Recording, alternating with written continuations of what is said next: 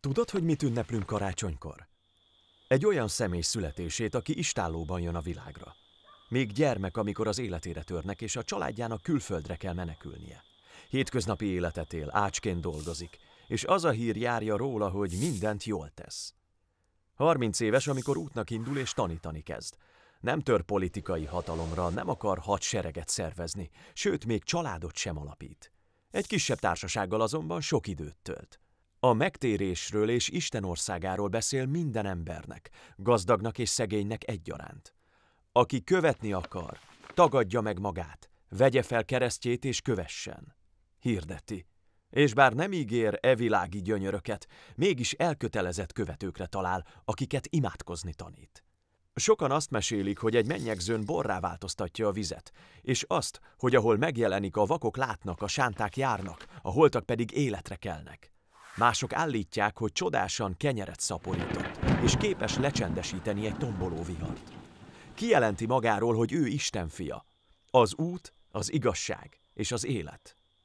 Egy személy, aki elveszi a világ bűneit, aki összeköti a földet a mennyországgal. Szeretik vagy gyűlölik ezért, de senki sem marad közömbös, ha egyszer megpihen rajta tekintete. Szereti a bűnöst, de elítéli a bűnt.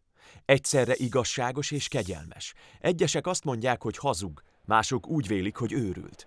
Mégis egyre népszerűbb lesz, nagy tömegek előtt beszél, rámutat koravallási vezetőinek képmutatására, akik tanításáért istenkáromlással vádolják. Ellenségei elhatározzák, hogy meggyilkolják. Egy tanítványa, akinek korábban alázatosan a lábát mosta, 30 ezüstért elárulja.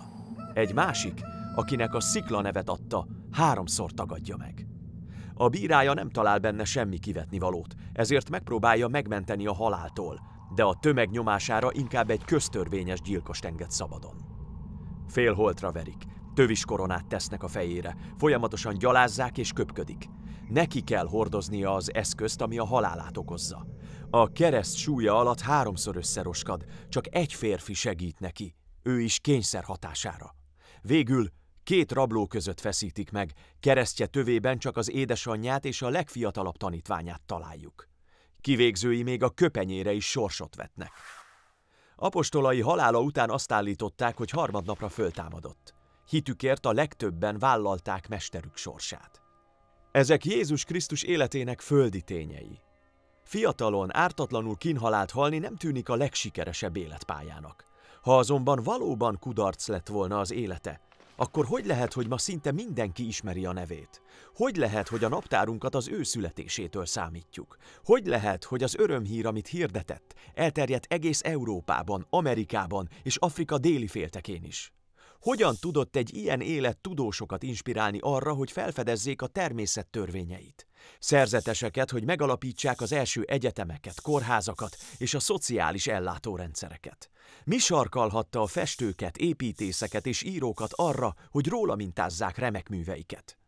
Akárhogy is nézzük, a világ összes hadserege, amely valaha menetelt, az összes flottája, amely valaha vitorlát bontott, az összes parlamentje, amely valaha ülésezett, együttesen nem gyakorolt olyan erőteljes hatást az emberiség történetére, mint ez az egyszerű élet. Karácsonykor Jézus Krisztus születésére emlékezünk. Dicsőség a magasságban Istennek, és a földön békesség a jó akaratú embereknek. Ha tetszett a videó, iratkozz fel az Axioma YouTube csatornájára.